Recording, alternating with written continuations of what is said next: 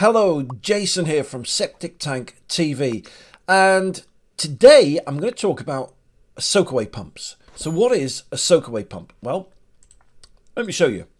So here we've got an onion-shaped septic tank, okay? Pretty straightforward. And here we've got the soakaway. So this is a herringbone soakaway attached to the onion septic tank. Now this is the problem, right? What happens if the soakaway pipe, which is here, right, is a lot higher than the inlet pipe?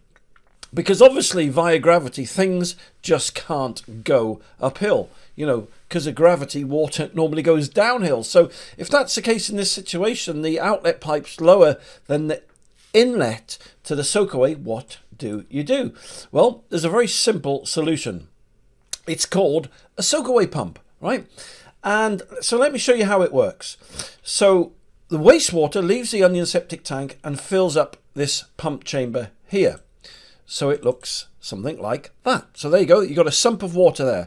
Then the pump will kick in, and it will suck the water out of that pumping chamber, and it will then, if I go to an aerial view, pump the water from that chamber into the soakaway. Like that, okay?